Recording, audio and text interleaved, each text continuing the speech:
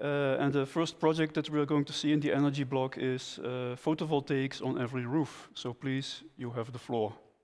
Hi everyone, my name is Kamran, and I will today introduce our challenge, which is called PV on every rooftop.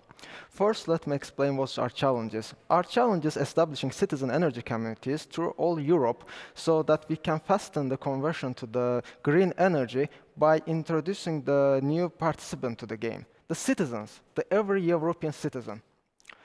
As our challenge called the PV on every rooftop, we are planning to use the PVs as a renewable energy sources, and they have three big advantages, which is having little to no maintenance cost, and having 20 years of the lifetime, and being easily adapted to the civil areas.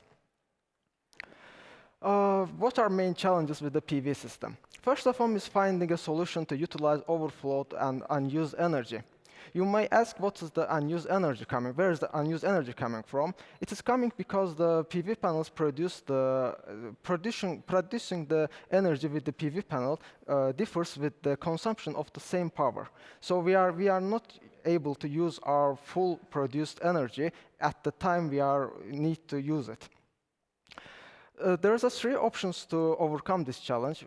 First of them is the using batteries, but they are very economical and efficient, and after a couple of years they become an e-waste. So that's not an option for us. Second is the selling the overflowed energy to the grid and buying back when we needed the energy. But this option is also not economically available because the buying and the selling price of the grid differs greatly. And the third and the final, your preferred way, is the sharing the energy, the overflowed energy, with the existing community members.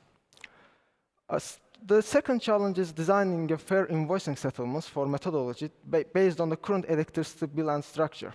As you know, if we share the energy, it means you are not going to use the whole energy that you own produced.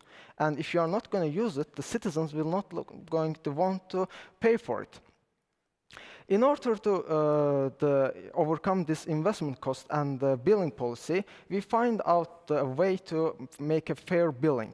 This is based on the unit price of our energy, produced energy with the solar panels. For example, if we are producing the 41.2 kilowatts of energy and house 1 is used the 30 kilowatt of it, it will pay more than the house 2, which use only the 11.2 kilowatts of the PV panels.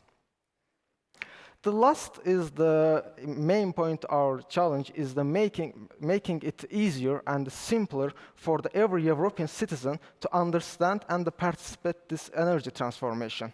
And in order to do it, we developed a software prototype that every European citizen can just go in their phone and select their location, type their basic information, their roof area, their investment cost, and overall billings from their own bills, and they receive their payback time period, their yearly saving, and how much carbon dioxide they saved. As I said, this challenge is not only about the economical, it's also very good for the environmental perspective. 1 kilowatt of solar panel energy production saves 425 kilogram carbon dioxide per year.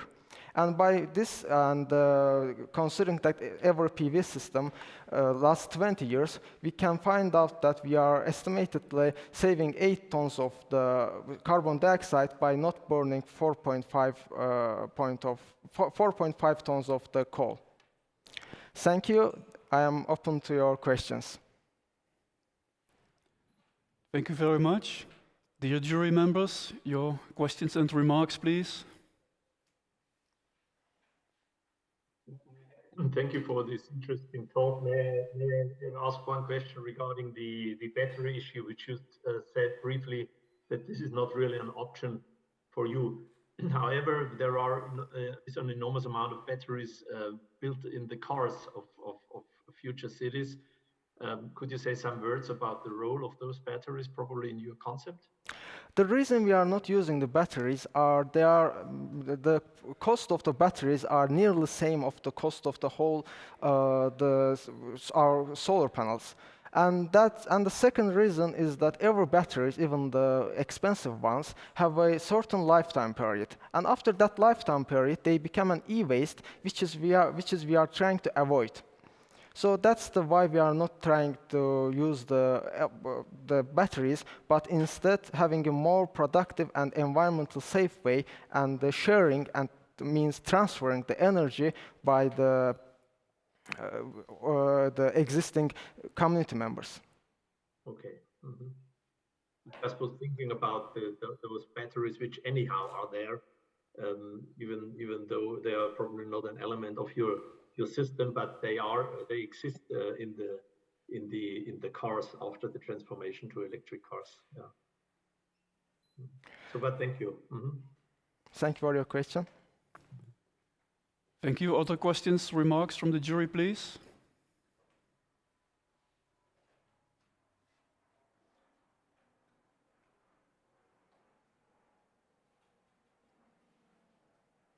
I have a question, Henry. Yes, please. Thank you for the presentation. You mentioned that the key point in adoption is that the community members will share and will transfer.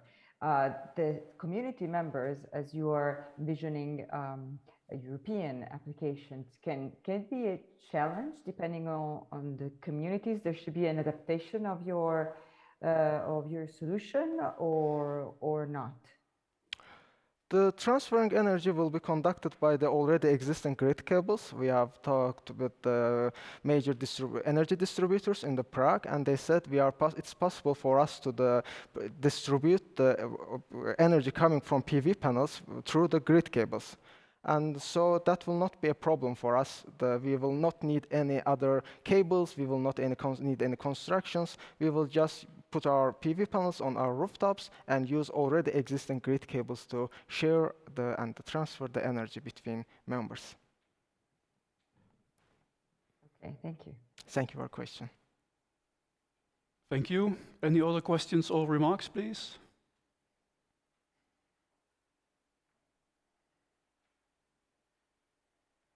Then I think not. So thank you very much, Team PV on Every Roof, for your presentation and your answers.